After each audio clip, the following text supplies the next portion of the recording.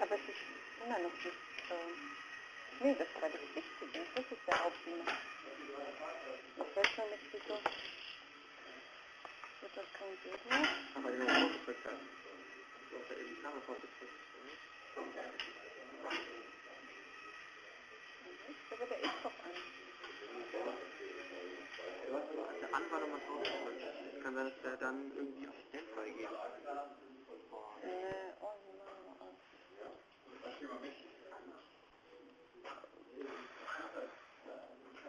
Ausmachen? Ja. Danke. So, welcome.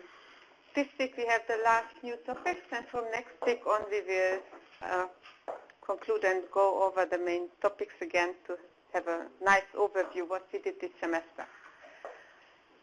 So after propositions, after linear arithmetic, we arrived at nonlinear arithmetic, and last week you already got known to the virtual substitution, which was not complete. That means for a certain subset, you can apply it, and in that case that is more efficient than the heavy method, but it does not work in all cases. Today we will get known to another method which is complete for nonlinear real arithmetic, and this is called the cylindric algebraic decomposition. And Ulrich has this topic in his PhD, so he helped also with the slides.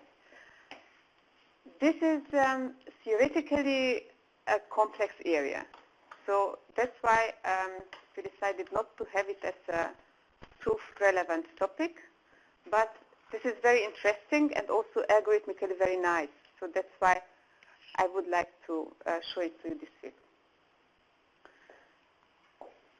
Well, just to recall where we are in nonlinear real arithmetic. That means we deal with polynomials. Polynomial constraints, that means you can have, besides addition, which you already had in linear arithmetic, you have also multiplication. And these polynomials you can compare to a value. In the normal form, we compare only to 0.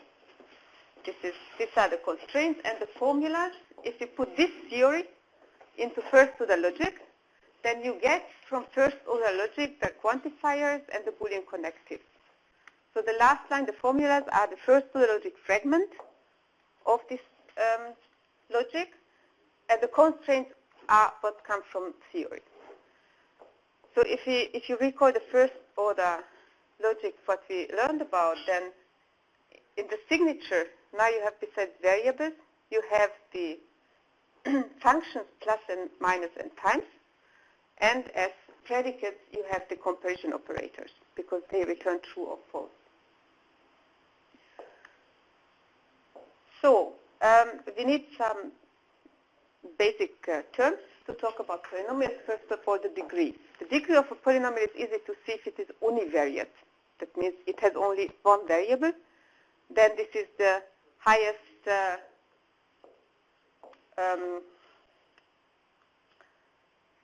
potence,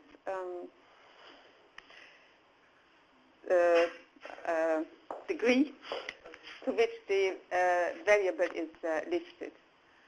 If it is multivariate, then in each term, that means we can put the polynomials into a normal form where you only sum up products, like in this line here, and then you add up the degrees of the different variables, and then you get the degree of the polynomial if you take the maximal one over all terms. We had it already last time, so for example, 2x squared y plus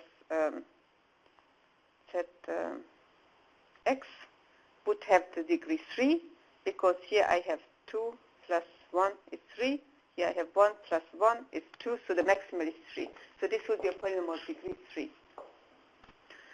And we call a polynomial nonlinear if its degree is larger than 1 and linear otherwise.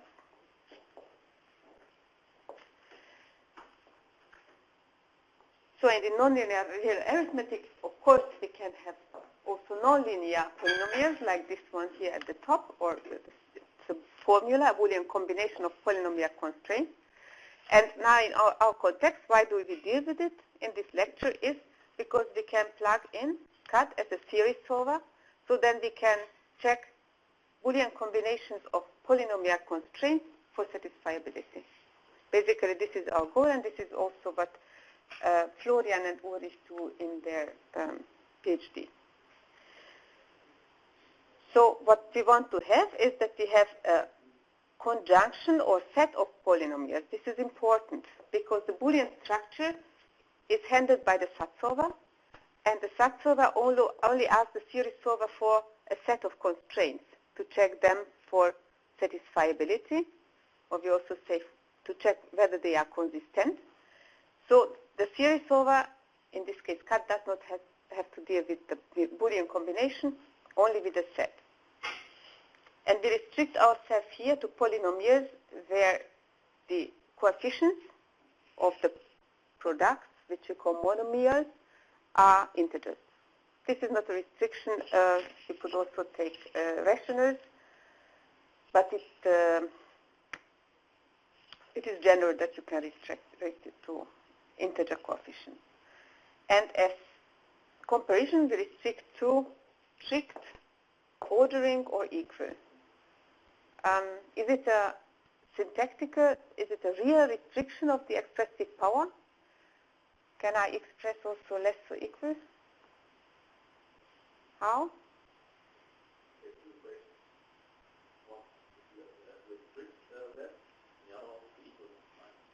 Okay, so, but I can express it only with the Boolean combination. But in the whole real arithmetic, I have also the Boolean combination. Yes, it is not that if the CAD would get here a less or equal, then it should make a disjunction. But if it can only check set, then it should make case splitting. Otherwise, it is not possible. So this transformation from less or equal to either less or equal, it happens as a pre-processing, such that the SAT solver, the SMT solver, gets as input already a formula in which it is not included. So we have only these three, and to develop such a series solver, it is mathematically very interesting. So the first decision procedure, I think we already talked about it, as the decidability of real algebra or real arithmetic was decided. This was Tarski in 1948. And his method was not elementary. That means it is worse than exponential at any level. So the complexity of this decision procedure was larger than 2 to the 2 to the 2 to the 2 for any n. And then in 1975, Collins developed the CAD method, and since then a lot of improvements were done to it. I do not talk about the improvements, I would only like to give the basic idea of this method. Then the next one was, which is used in practice also a lot. So these are only the most important ones. Of course, there are more procedures, were the Gröbner bases. And the Gröbner bases are more algebraic in the sense that it computes with polynomials using ideas. I don't go to that. It is also very interesting, but we do not have time to deal with that. Okay, and then virtual substitution is relatively new, and perhaps another one which is important to mention is the realizable sign conditions, which is also a complete decision procedure. So, and now we are at CAD. The virtual substitution you already looked like. And before we start with the CAD, we make some observations. First of all, we have a set of polynomials, like here, and what we would like to know is whether they are satisfiable. If they are satisfiable, then the CAD method will give us not directly the solution set, but at least a set of solutions. but what we could be interested in is the solution set. So we would like to get a set of points such that all polynomials, when this point is substituted for the variables, then it satisfies the given so-called sign condition, the given comparison operator for all polynomials. And if we look at an example here, we have here two polynomials, x squared minus 1 larger than 0. So this is in the case if x squared is larger than 1. So this is the brown line where this point is not included. So here, the first one is satisfied, and from there to the right, the first polynomial. And the second polynomial is satisfied if x is less than 1. That means the second one is satisfied from here. So you can see that both are satisfied in this common area from minus 1 to infinity. Such solution sets we would like to compute. For this example, this might be easy because we can be computed basically to get this solution. For this easy case, we can compute the roots of the polynomials. And the roots of the polynomials, these are those values at which the polynomials take the value 0. And also, these are the only points where the polynomial can change its sign. This we talked already last week. So the polynomial will have an inference sign. The value of the polynomial is either positive or negative. And only if the value of the polynomial gets 0, then it may change the sign. So if you can compute the zeros, then we can basically compute these solution sets. But computing the zeros is not so easy in general. Here's another example where we have two variables. So it's a two-dimensional example. The first one, the brown one, is the actually circle. And the second one is a linear polynomial, so a linear term. And you can see if I would like to have the solution sets where both are 0, then only these two black points are the solutions. And here you can see already one problem. Since I have some quadratic polynomial, quadratic in both variables, the zeros are not no numbers which I can express in real arithmetic. I do not have square. So the first problem is already that if I would like to compute the zeros, they are not representable in the given logic. At the end I have a slide to explain it, but perhaps for the moment, they can be represented by algebraic numbers. And one representation form, how to implement it when you want to store it, is the interval representation. That means I could say that I have here polynomial, the brown one. It has n roots, and if I give an interval of the polynomial and an interval such that this polynomial has in this interval exactly one root, then this is also a representation of the root. And why is it good? For, let's assume we have only univariate polynomials. And I do not know where the roots are, but I know that somewhere over here is 1 in this interval, and somewhere over here there is 1, and somewhere over here is 1. And I would like to check if this polynomial, let's say larger than 0, is satisfiable. What would I do? I do not know the exact zeros, but I know that there are 3, and they are in certain intervals which are not overlapping. This is important.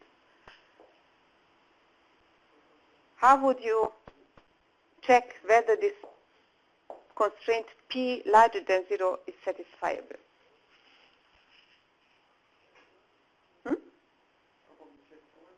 Yeah, which one? Let's say this is interval I1, I2, and I3.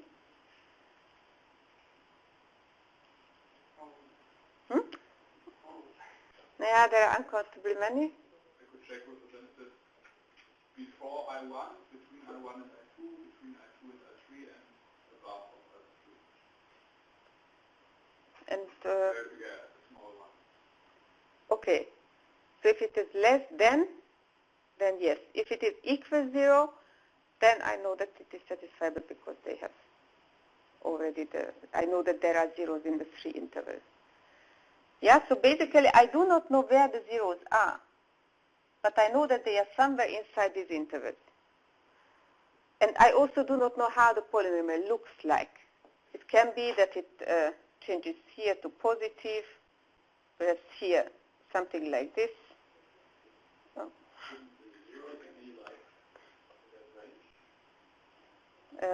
Sorry, this was the wrong one.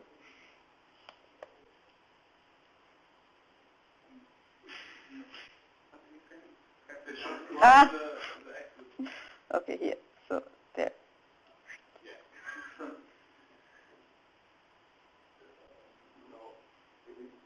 No? Then I2. Yeah.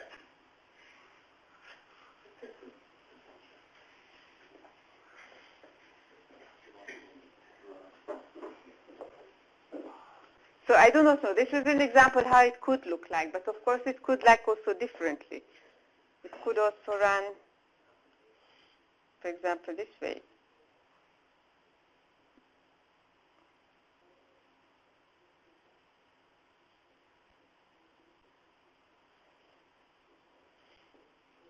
I don't know, but what I know is that between these zeros, they are sign invariant. That means the blue one is here positive, here 0, here negative, here 0, and the 0 here is also negative, 0 and positive. Yeah, and I can, for the red one, I can similarly, here it is negative, then there is a 0, negative, a 0, positive, a 0 and positive. I do not know, but I know that between the zeros they are sign invariant. So if these intervals are non-overlapping, then I can pick a point between each 2 intervals and check it. And if I, in a general approach, if I only have the polynomial and I consider arbitrary comparison, then I also have to take the samples at the zeros. That means also the zeros must be considered as sample points. Then I can check all signs. So this is the finite abstraction for univariate polynomials. Another question is how I can compute that. But before we go, we formalize what is a sign of a polynomial. So given a polynomial p and a point in the n-dimensional space, real space, this notation means that the polynomial has variables x1 to xn, and it has integer coefficients. And the sign of a polynomial at point A is -1 if the value of the polynomial there is negative, 0 if the polynomial is 0, and 1 if the polynomial is positive. So the solution set of the polynomial can be, as we have seen on the example, we can also prove it, can be represented as a finite set of maximal sign invariant regions. So the solution set of this polynomial constraint set is the solution set where the sign of the first polynomial is sigma 1, where sigma 1 is from -1, 0, or 1 depending on this comparison sign. So if it is equal, it is 0. If it is larger than, then it is 1. If it is less than, then it is -1. And so on. So the solution set of the constraints that the sign of polynomial pi is sigma I. I can define such a so-called sign condition. The sigma 1 to sigma m is the sign condition for the polynomial p1 to pm. And this is what we search for. Okay. Yeah? Sigma actually depends on the parameter of p. Does No, it's above is we define the signum to depend of the value of the polynomial, but P1 and P to PM are just polynomials. We don't give them the X. The sign condition is here. So, for example, if P1 is larger than 0, then sigma 1 is 1. If P1 equals is P1 the polynomial. The polynomial, but we don't know the X. P1 has variables x1 to xn. Yeah, but it's the above definition we give it those x1 to xn. But it's A, right? Here? No. In the first definition. We can The sign of. Signum if we have a known assignment of values to variables, right? Yeah, but here the solution set off. That means here now I have the variables instead of the values. I take those values at which the sign of the polynomial equals sigma 1. Yeah, I have this function sign. Okay, so the value of this expression signum of P1 equals sigma 1 is the set of assignments such that this will hold.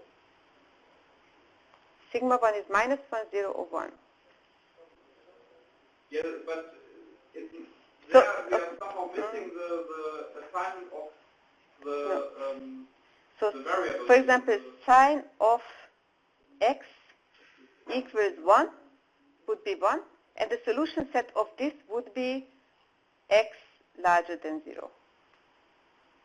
Yeah, so if my P1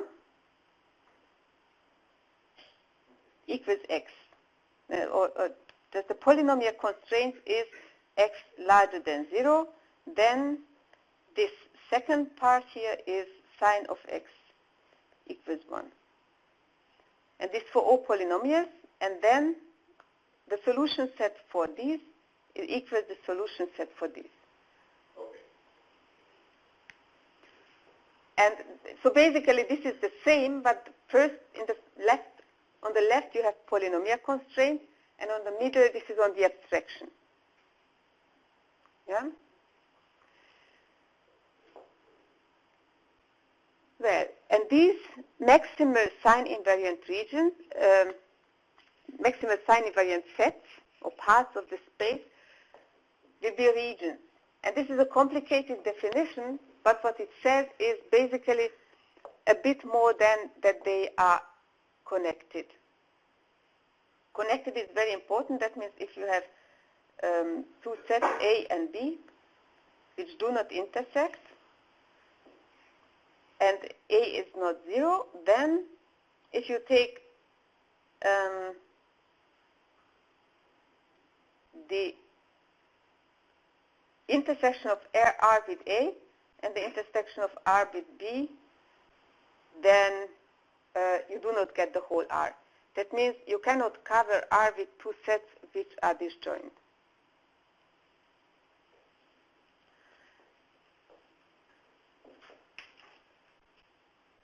Okay, and example in the one-dimensional case, these are the intervals. So you can have open intervals, you can have point intervals, but you can also have intervals, closed intervals. You can have also half open, unbounded intervals. Is it the reason with respect to given AB or for all? For all. There are no A and B which are disjoint such that for all A and B which are disjoint and satisfy these conditions cannot be defined as this set.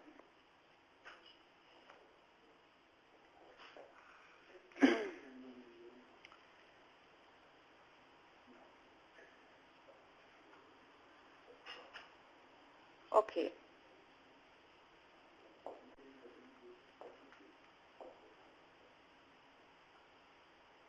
So in the one-dimensional, these are intervals. Of course, of also boxes. The cross products of intervals are regions, but it is more general, as we will see on the next slides. So what we have now is we have polynomials, and these sign conditions on the polynomials. This specifies the polynomial constraints. And what we would like to have is the solution set for these polynomial constraints. We would like to decompose into maximal regions, and this corresponds if we would decompose the whole state space into maximal sign invariant regions. Maximal, because in this way we assure that we get a finite number of regions with which we cover the whole space. Like for the example with the polynomials here, we would have the regions from minus infinity till, let's say this is the first zero of the polynomial, then we would have the zero of the polynomial itself,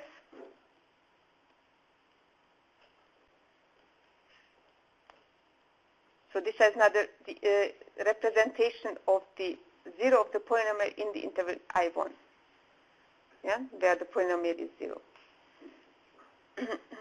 This was this one, this represents this one, then for example this one is represented by the open interval where the left bound is the 0 in the interval I1 and the right bound is the 0 in the interval I2, and so on. These are the maximal sign invariant regions in this one-dimensional case. And these we want to determine. So let us look at another example. But we already had this example. Okay, so x squared minus 1, if we take the real axis, x, this is 0, minus 1, 1. So where is x squared minus 1? Where are the zeros? Yeah, minus 1 and plus 1. So x squared minus 1 will be 0 at these 2 points. What is the left, from the left 0, from the first 0 at minus 1, what is the value? The sign of x squared minus 1 here. Its sign is 1 because the polynomial is positive. Yeah, if the value is less than minus 1, then x squared will be larger than 1. That means x squared minus 1 will be larger than 0. For example, at the point minus 2, its value will be 4 minus 1, 3. And never mind at which point I will check the value here, it will be positive because there is no 0. Yeah, this polynomial doesn't become 0 in this area. So, and what is here?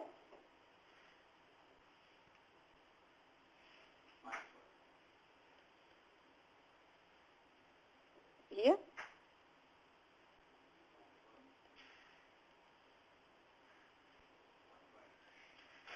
Minus 1, and here's again positive. Okay, what is with 1 minus x? What is to the left from minus 1?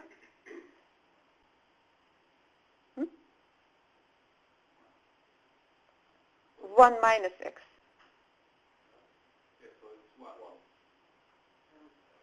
Here? 1 minus 1, 1 plus. No, minus, oh, sorry, thank you. At minus 1? 1. 1. 1. 1. 0. Minus 1. So we have now finitely many maximal sign invariant regions. And you see that since we have 2 polynomials, and not each of the zeros are zeros of both polynomials, it happens that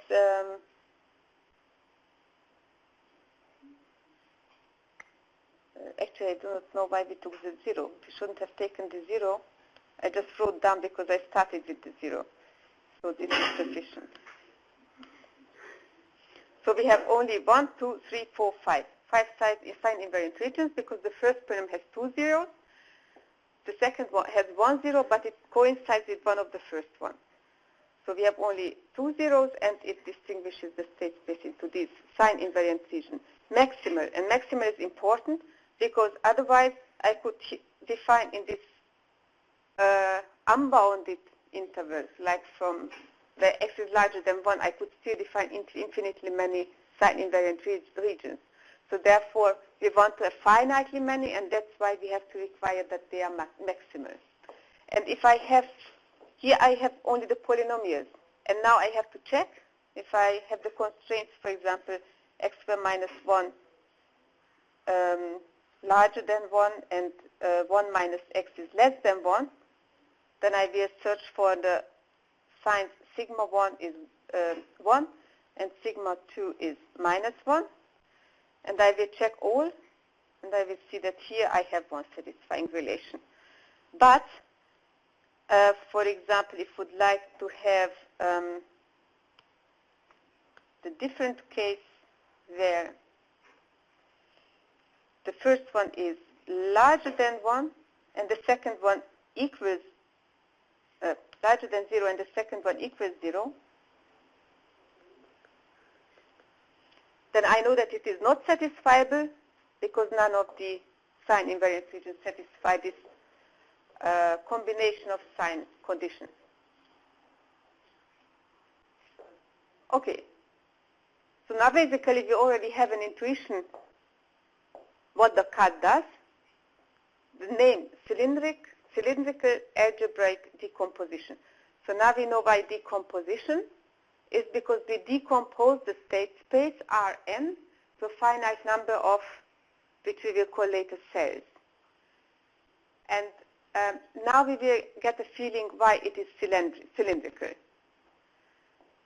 So here's the definition what is delineable, and I think you do not need to understand it now by this definition. What is important is that you see that it has to do something with the roots. P is a set of polynomials, and we call a set R to be P delineable if it satisfies some conditions. And what these conditions mean, I show you on an example. Here I have a set of polynomials, and we will check which, or we will illustrate which sets are P delineable. It means that now the cylinder comes into play. I will define a kind of projection in the CAD. And the projection, let's say if we project out y, then I would like to project this problem consisting of two polynomials in two variables to one-dimensional problem. And if you look at these red lines, first I go to the end and then we can look in detail. Okay. Here I have all lines I need. If I project at every zero, that means, okay, imagine that in n dimension, I have this figure of the polynomials themselves. Then, at each point, where two polynomials cross each other, and at each point where they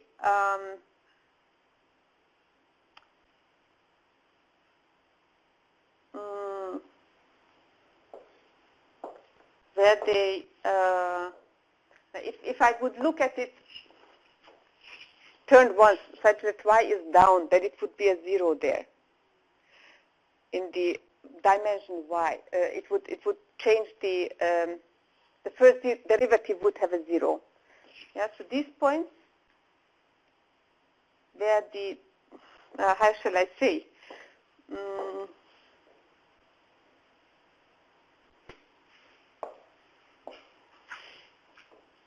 So there are some points such that if I make these cylinders, the cylinders are now this part here, this part in between, this part here, this part here, this part here, and the line itself. Then in each of the cylinders, I have a set of so-called cells. And these cells are, in this leftmost cylinder, this cylinder is divided by the graphs of the polynomials to the cells. That means in this cylinder here, I have a cell here, then this line fragment is one, and then I have a cell here above. The second cylinder is divided by the graph into this cell, then this line here in between, this line fragment here in between, this line fragment and here above. Yeah?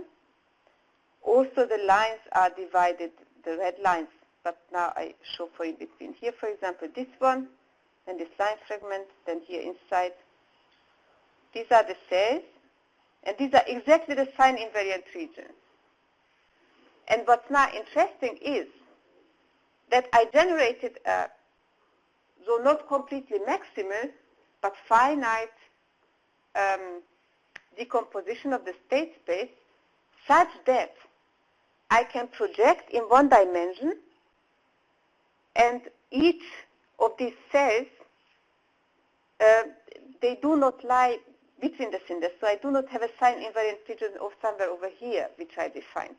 Such that if I project, then I know that if I have here, since I projected, now I have a one-dimensional problem. Let's say I have some polynomial which satisfies my condition. This is a sample point. Then now, what will happen in CAD is that I take this sample point, and since it is a value, I can plug it into my system. And if it was two-dimensional, now I have again a one-dimensional problem. So I can solve it, and I will get sample points here, here, here, here, inside, inside, inside, in each cell one. And then if it was three-dimensional, I will again plug in the two-dimensional solution in a three-dimensional problem, and we'll get again a one-dimensional problem, and this way I can live that. So the first thing is projection. First, I will define these cylinders, we project, and project until I get a one-dimensional problem, and afterwards I search for solution and lift it up, get the sample points, insert them, and then solve one-dimensional problems again and so on. We will look at it at the end, but now the statement is that Rn is delineable, is P delineable for every set of polynomials P. That means such a CAD always exists. So, here's formalized mathematically what a cylindrical algebraic decomposition is.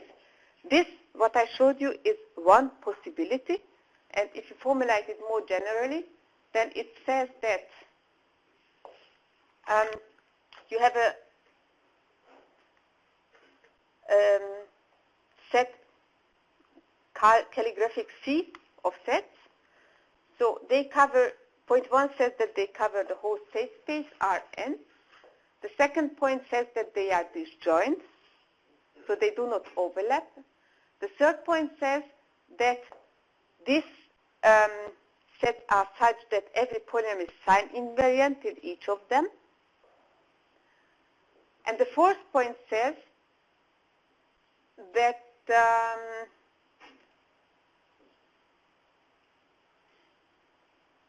that you get them by this projection.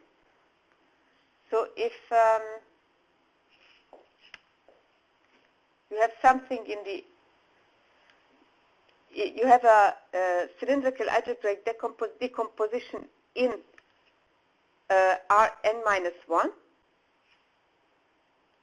then you can get this cut for Rn in that you pull it up. That means you could project this card in one dimension and you would still get a card in one less dimension.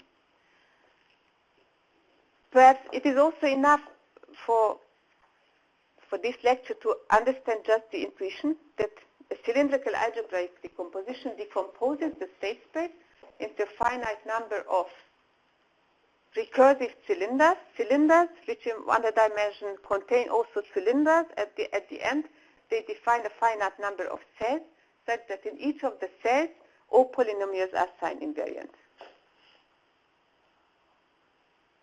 Yeah? Good.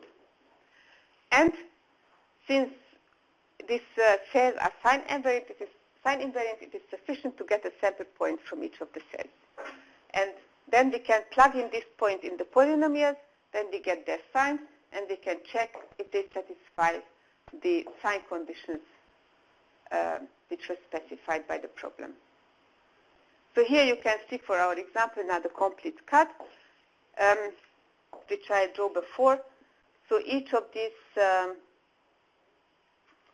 connected regions build a cell. So in this you have 48 cells. Also, of course, these points are cells, and also these lines here. Not only the one in between, but also the border is our own cells. Okay. Now the question is, we know what we want to compute. The question is, how do we compute it? And first we start with the one-dimensional problem. This is R. I'm sorry, this is here black and cannot be seen very well. So it is only R. Assume that we have univariate polynomials, P1 to Pk, with given sign conditions, and they have variable x. I already mentioned last week, I think, that we can use the Cauchy bound to compute an interval which contains all real roots of all one polynomials. Then we can compute it for all polynomials. Then I get as the union an interval which contains all real roots of all polynomials. So how does it work? Perhaps an example. I have here also one. Okay, we can take, for example, y squared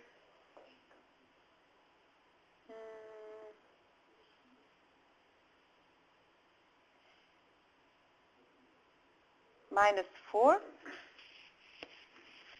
So the Cauchy bound tells us that I take the coefficient of the first one and the maximal coefficient divided by the maximal, so the coefficient of each term, absolute value divided by the absolute value of the first coefficient. This is 1. And since I have only one term, the maximal is for ones, that means 4. And I add up 1, this is 5. So the bound will be minus 5, 5. That means in the interval minus 5, 5, all zeros of this polynomial are included. So again, if I generalize, I have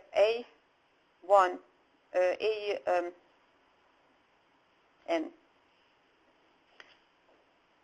xn plus an minus 1 xn minus 1 till a0 x0, and I take the maximum 0 to n minus 1 an minus 1 divided by an, and I add up 1. This is the Cauchy bound. Another example, we can perhaps check y squared minus 4 is 0 if and only if y squared equals 2. So y equals 4, so y equals 2. And of course, The I is not used inside of the maximum? thanks. Yes, so I take all coefficients, but for the highest term, the absolute value divided by the coefficient of the highest term. And I take from that the largest one, plus 1. So again, if I have y squared minus 4 equals 0, then it is the case if y squared equals 4. So if it is the case if y is plus or minus 2. So all zeros are in the interval minus 2 plus 2, and the Cauchy bound gives us minus 5 plus 5. So it is not always the smallest interval, but at least it is a safe over approximation. This is the rule. So let us take another example, for example, 2y plus, let's say 2y squared plus 3y plus 1. What is the Cauchy bound for this polynomial?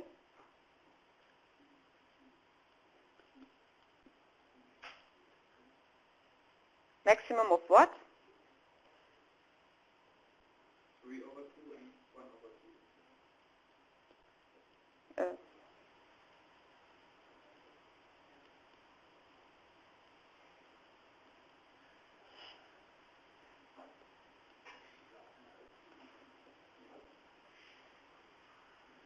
So this is the Cauchy bound. I go back on slide, and we see here the Cauchy bound can be used if I have an univariate polynomial to compute first an interval in which I definitely know that all zeros are inside. Remember that to compute this CAD, I want to compute the zeros because they divide the sign invariant regions. But now I have just an interval in which all zeros are inside, so somehow I will have to isolate the zeros from each other. And this is done by the Sturm sequence. This is one possibility. You can also use other methods. The Sturm sequence can be used to count for an interval how many real roots are contained in it. And if I know that I have an interval C and I count the real roots and there are more than one, then I can just split this interval. Split. For example, if this is the interval C, given by the Cauchy bound, and I count the zeros and more than one, then I can just split it into two intervals I1 and I3, and in the middle I have this point interval I2, and now I have to count the zeros in them. And if in one of them there are still more than one zeros, I can split it and split it and split it until I have a configuration in which each interval has at most one zeros. Of course, it can be that in one of the intervals there are no zeros at all, then I can throw it away. The Sturm sequence actually precise, and then it will give exactly the number of zeros in that interval? Yeah. And it works, it only works for univariate polynomials? Yes. Okay, and the Sturm sequence is, if you have a polynomial p, then you take p, then you take the derivative of 3, and then minus the remainder of the polynomial division p divided by p prime. And then you continue it until at the end you get a 0. This is the Sturm sequence. And now you take an interval AB. Actually, this is this, so with right open end. That means that's why the points where we cut, we have to check explicitly whether they are zeros or not. So I can count in this interval how many zeros is, in that I take the sign change, the number of sign changes in the Sturm sequence for A minus the number of sign changes at the point B. And this is the number of real zeros in this interval for polynomial P. Let us make an example. We had already y squared minus 4 as an example. Now let us build a Sturm sequence for that. The first derivative is 2y. And then if I make the next, the polynomial division minus the remainder 2y, it is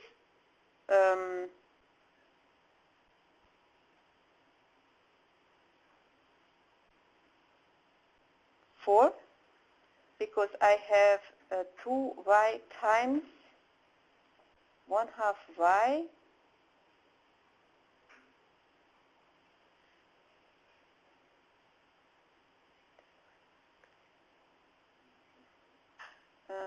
no, it is okay, I have already the reduced ones.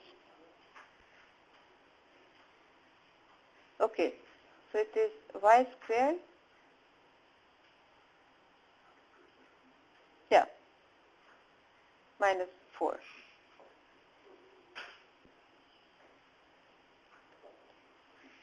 Yeah, y squared minus 4 equals 2y times 1/2 y minus 4.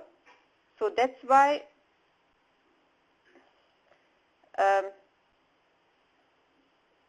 I write polynomial division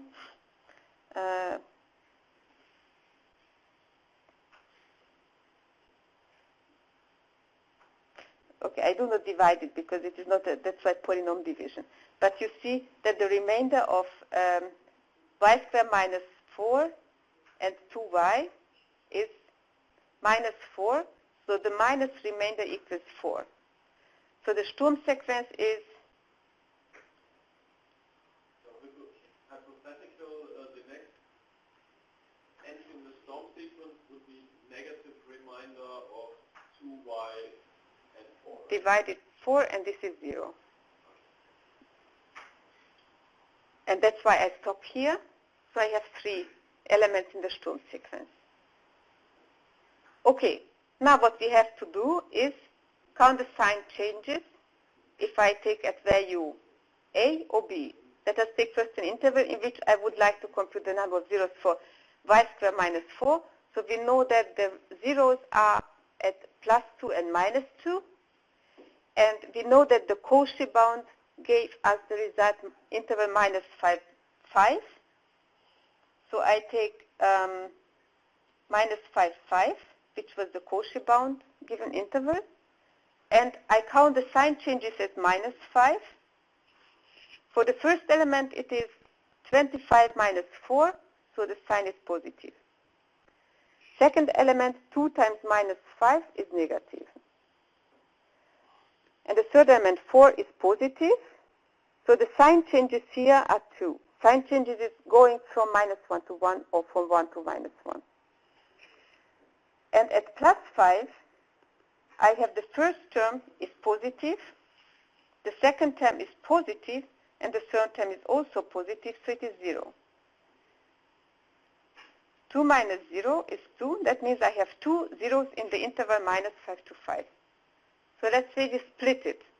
And by accident, I split by 0.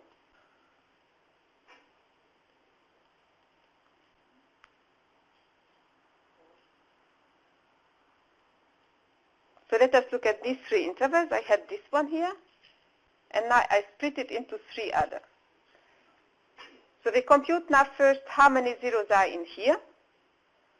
At minus 5, I already have the sign changes are 2. At 0, the sign changes are minus 4, so negative. At 2y, it is 0. At 4, it is positive. So I have one sign change, and 2 minus 1 is 1. So there is 1 0 inside. At the point 0, I cannot apply the Sturm sequence, but now I have a point, a certain value, so I can plug it in. into the polynomial, and I get directly the sign. So I know if it is a 0 or not. And it is not a 0. So here I do not have any zeros inside. And in 0 plus 5, at 0 I already had the sign changes in the Sturm sequence was 1. And at 5 I already have it was 0. So there is also 1 0 inside. And now I can actually stop because I have intervals in which each of the intervals there is 1 0. I can refine these intervals because in this moment I could not pick any sample points between the intervals. Yeah, because they are just divided by 1 point. So I can make them smaller in that what I have now is I have the 0 to minus 5 and plus 5. And I could, instead of this interval, I can split it somewhere. And as long as here there is no 0, I have now a smaller interval, because then now I know that the 0 is inside here. And I do, for this interval, I do the same. I split somewhere and hope that there is no 0 inside. And then I have this interval. So I can pick sample points in between. Okay.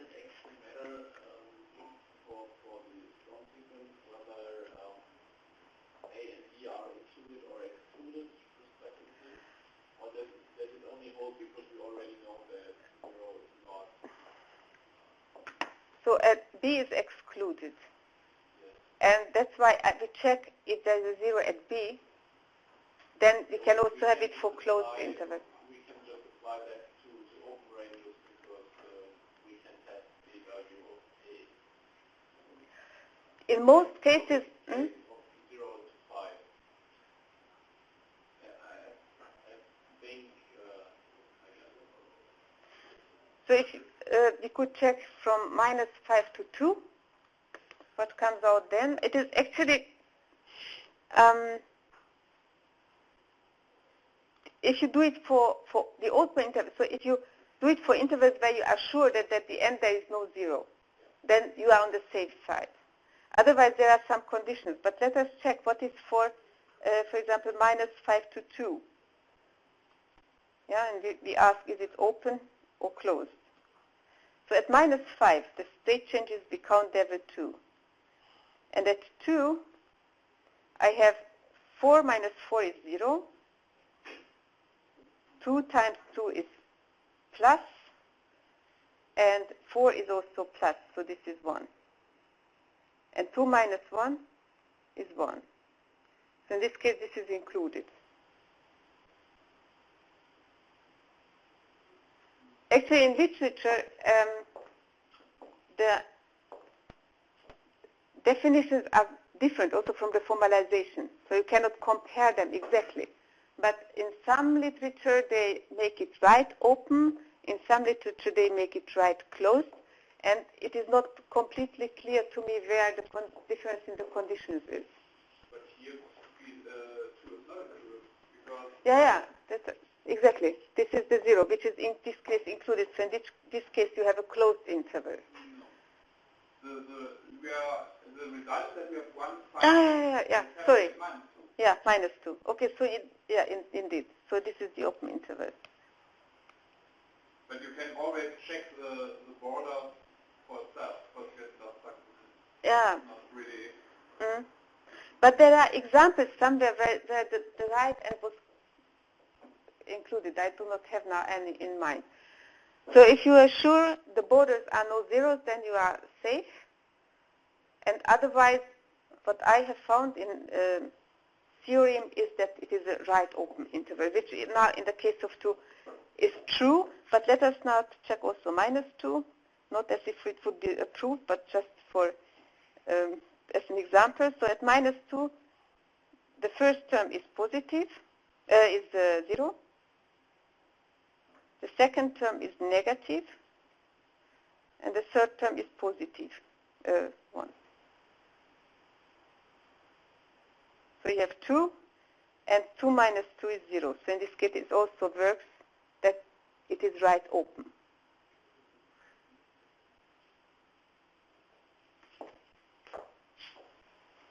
Good. So now we have a quite good idea already how it works in the one-dimensional case. We just split the Cauchy bound interval until each of the intervals contains 0 or 1 roots, zeros of the polynomial. And then the cut is given by each open interval, like for example I4 is here this open interval, then the point I5, then this open interval here denoted by I6, the point I2, and so on. And we make these open intervals because of the Cauchy sequence. Sorry, this point and then this open interval. This is a cut, and now I can refine the intervals, make them smaller by cutting down intervals which have no zeros, such that I can pick sample points. And if I test all the sample points and all the point intervals, whether the polynomials have the required size, then I'm done. Okay. If I go back here, now our example, we made here a split, and let's say I cut it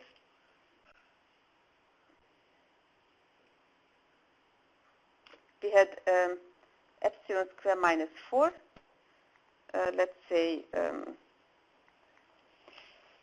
we are just interested in one sign, so for example larger than 0.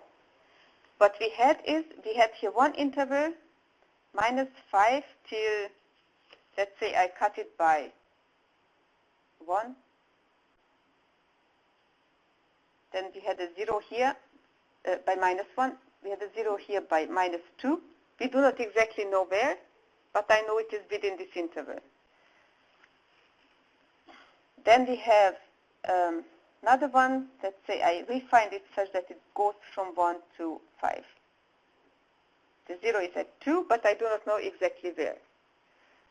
So what I do is I pick one element from this interval, any. Then I pick one element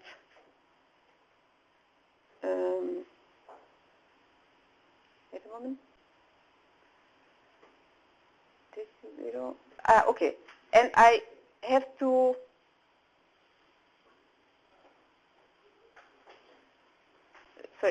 from this interval I have to pick the 0 itself. So in this case I have as one sample point indeed the 0 of the polynomial p in the interval minus 5, minus 1. Then I pick one point to the left, one point between the two intervals, and one point of the right interval, and of course I have also the second 0. These are the two zeros, and now the sample points, for example, I could take minus 6, I could take 0, and I could take 6. I have 5 values, where the two zeros are perhaps not represented as real numbers, but as algebraic numbers. But we can compute them. We can also plug them into the polynomials and compute with it. There is a logic to do so. So what I do, I would like to know whether it is larger than 0. Okay, the zeros I don't need to check, because I know that the value there is 0. Then I plug in minus 6. Minus 4 is larger than 0, so I have a solution. I know that this region is sign invariantly positive. I can also check the second sample point, the 0. 0 square minus 4 is less than 0, so I know that here, between these two zeros, the value is 0. Is minus. And for the third sample point 6, 6 squared minus 4, larger than 0, it's okay. So I know this here is also positive. The only thing, but I do not know where exactly the zeros are, but I know that the function goes somewhere over here. So I wanted to show that here it is positive, but the screen is not enough, so this will look like, of course, something like this. So I know that here it is invariantly positive. Somewhere there is a 0. I do not know exactly where. But no, between the two zeros it is negative. Somewhere there is a 0. The exact position is not computed. And then it is also afterwards positive. So I know that this constraint is satisfiable. And now if I take a second one, then these intervals will be refined with the zeros of the second one. And for that I have also an example. So this one we already, an example for the cut. This is quite similar, but now x squared minus 2. So if we apply the Cauchy bound, the largest value will be 2 divided by 1 plus 1. So it is 3. And the Cauchy bound is minus 3 to 3 is the Cauchy interval. So there are all zeros inside. Now I develop the Sturm sequence. This is x squared minus 2 is the first element. The first derivative is 2x. This is the second element. And then x squared minus 2 divided by 2x. This is 2, because 2x times x minus 2 gives us the polynomial. So the minus remainder is 2. This is the Sturm sequence. Now I check how many zeros are in this Cauchy interval minus 3 to 3. If I plug in minus 3, then I get plus, minus, plus, so it is 2. Minus, if I plug in 3, then I get plus, plus, plus, so 0. That means there are 2 zeros in this interval. I have to split. Let's say I split at 0. So I take these open intervals with the 0 in the middle, and I count again. So minus 3 to 0. At minus 3 we had the value 2. And at 0 I have minus 0 plus, so there is one sign change. And I know that there is one root in I1, and I'm satisfied with that. Now, in A2, this point interval 0, I can just plug it in, and I see that the polynomial is not 0 at this point. And in the third one, 0 to 3, I can similarly plug it into the Schulz sequence, and I get 1, 0. So I'm done. I have now a cut. I just compute the signs for each of the cut elements. First from minus infinity till this point, then for the 0 in the first interval, then between the first 0 and the second 0, then at the second 0, and from the second 0 to the right. So I have 5 elements, and I can just test 1 point from each cut, and I will see that this constraint is satisfiable. For that, of course, I will have to refine this interval first, such that I get points in between. Okay, and then the original cut method was not incremental, and in our case, if we use it in SMT solving, it is important. We have seen that we always get new constraints by new assignments, such that the check do not start from scratch, from the beginning, but that is incremental in that once I computed a cut, if I get a new constraint, that this cut can be refined and not completely new computed. What's the runtime of the method? What we just discussed, if we have roots that are very close to each other, and we just split our interval at random position or always in the middle, it might take very long until we, by chance, get a point between the two. But it always terminates, so it is complete.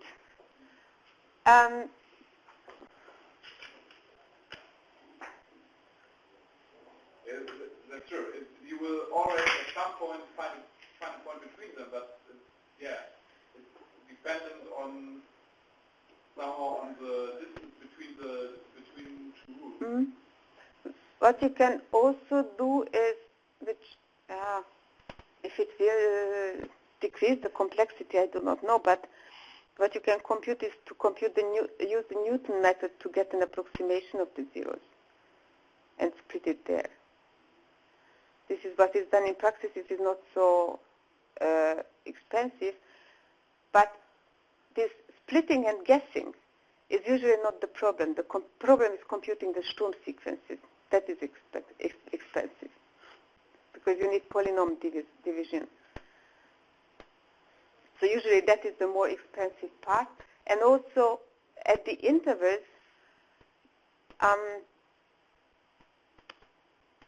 sometimes, so if you have these intervals, we will see in the n-dimensional case, you have projection and lifting. And thereby, if you have intervals, you will compute with these intervals, which can result in intervals with ugly bounds. That means these bounds can be, for example, can be rationals if you have luck, but even the rationals can have very bad representations, like if you represent them by fractions, they can be very large numbers if you want to represent them exactly.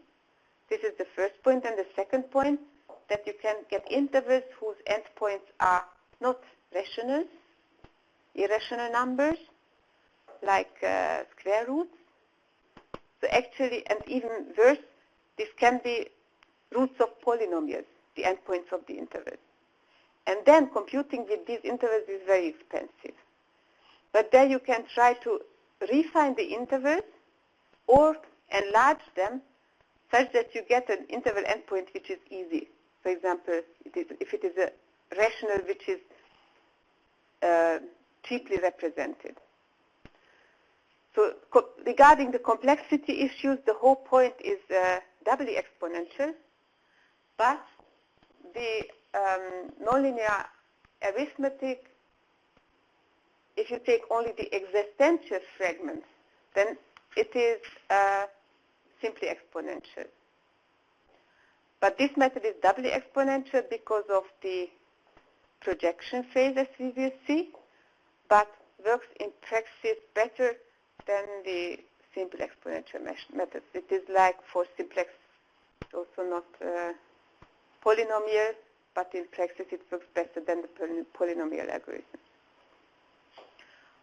Okay, so what we can do is that if we have a cut and we get, for example, with this splitting, and we get a new constraint, then we just count the zeros of this new constraint or new polynomial in my cut. And if there is one of the intervals where it has,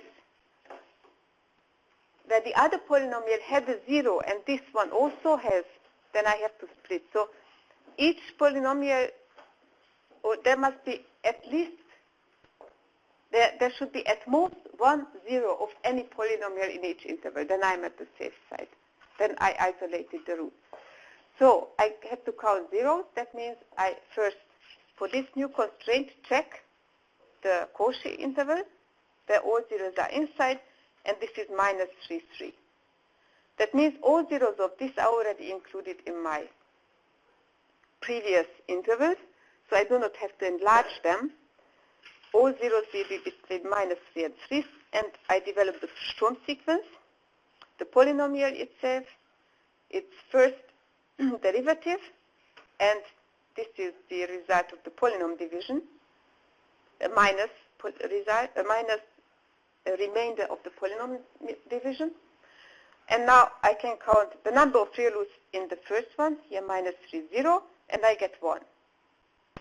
The problem is that the first polynomial has there also already 1, 0. So I have to isolate it because these two are not the same. I can check it. I have the 0 represented in a representation. I plug it into this polynomial. Actually, it was minus 2. So if I substitute minus 2 into my constraint, it will not be 0, so I know that the zeros are different. So I have to split. At 0, I again have no zeros, and in 0, 3, this is the third interval, I have also one real root. This is not the same as for the first polynomial, so I will also have to split. This is a kind how CAD works incrementally. Okay. The second point is that the original CAD method cannot explain unsatisfiability, which we need in the SMT. If the series solver says that it is unsatisfiable, it should give back a reason to the SAT solver, such that the SAT search can be continued efficiently. And this is also, sorry, not in the original method, but what we can do, you can do it also better, but for each cell in the CAD, where the sign, at least one polynomial, does not fit from the sign. The sign condition of one polynomial is not satisfied for each cell. And for each cell, I just choose one of the polynomials whose sign is not satisfied, and their collection is unsatisfiable.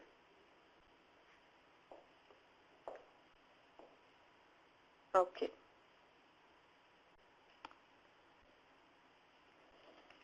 Good, but we do not go there into detail. We have seen now how it works for one-dimensional case, for univariate polynomials, and now we will have a short look at the higher dimensional case. This one is what we looked at. Oh. So we have polynomials in one variable, and we computed the cut, finite abstraction. We have sample points, can try out and get the satisfiability result. That means here we get solutions. If we have higher dimensional problems with variables x1 to xn, then we first project, these are these cylinders, project the polynomials, n-dimensional polynomials, in that we compute another set of polynomials which has one dimension less. That means here they do not contain xn anymore. Xn is projected out. But I don't want to formalize it. They have, basically, if you have a 0 of these polynomials here, then these will also have a 0 at the projected place. So if here you have a 0 given the vector a1, an, then a1 to an minus 1 will be also 0 here. At least one of the polynomials.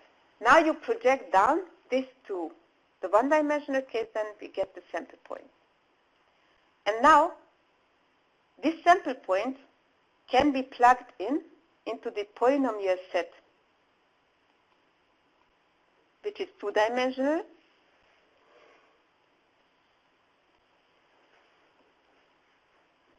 If I have here a point, then I just plug in into these polynomials, which give a set of univariate polynomials again. So I get here a result, actually several results. I get here points, let's say a1 to an is spelled ak. These are solutions, where the one sample from each cell in this one-dimensional CAD. And now I can plug in this a1 to these polynomials, and then I get, since it is a value of one-dimensional problem, only x2 will be in this set. And then I can do the same. I compute the zeros, then I get the cut, and from each I take a point. Then I have also a value from a1, and then I can plug into the three-dimensional problem a1 and a2. Then I have an univariate problem in x3. I can again use the one-dimensional case to solve, and this way I can construct. And if I end up, so you can imagine this is a tree. This is also why it is exponential, because in each one-dimensional case you can have several cells with several sample points. And if I try all, if I find somewhere an n-dimensional solution where the sign fits, then it is satisfiable. If none of them is the case, then it is unsatisfiable. Okay. I think I will not go into details what the projection is.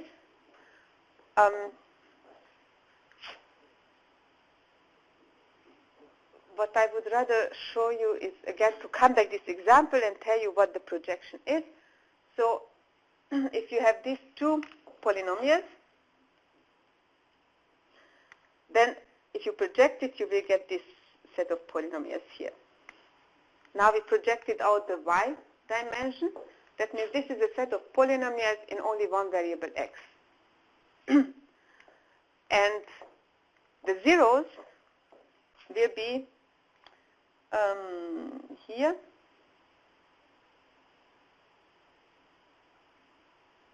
That means I have a cut for x, for this one-dimensional problem x, and I will get some sample points in each of the cells. And now I come to the lifting phase. This was the projection phase. I computed the cut. Now I come to the lifting phase. I will substitute, for example, this value into my polynomials for x. Then I get a one-dimensional problem. I can, again, solve it, and then I will get,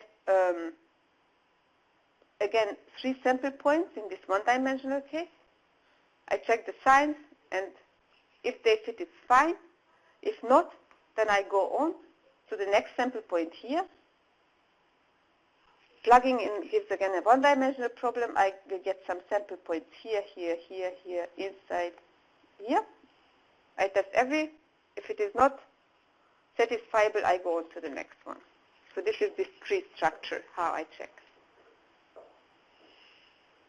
Okay, here you have also the roots computed. And here again, the global picture now a bit more refined in that we add what we get here are the roots of these polynomials in increasing dimension. Okay, here you have the picture again. There, besides my red ones, now also the, of course, the green ones you also have to check, and also there you will get these sample points.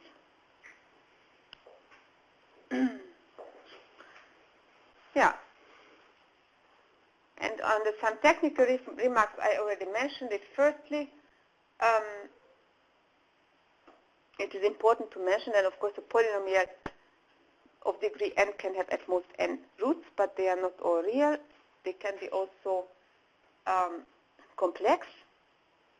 So that's why that makes the problem of searching for real roots a bit more complicating. It's much easier to search for roots in general if you also search for complex roots. For example, this polynomial has a real root which is not representable in real algebra by, so not by fractions or real numbers. And the second one, what I mentioned, is the intervals. Interval representations for polynomials, like here I have a polynomial and an interval, and this represents the 0 of p, which lies in the interval L and R, and we must assure that this interval contains, of course, exactly 1, 0. Otherwise, if it contains more than 1, this representation is not unique. We do not know which polynomial is meant. Okay, I'm done. On Thursday, there will be a double exercise. That means that what if we make one exercise to the cut and a normal exercise for the virtual substitution. And then from next week on, we will start to recall what we did during the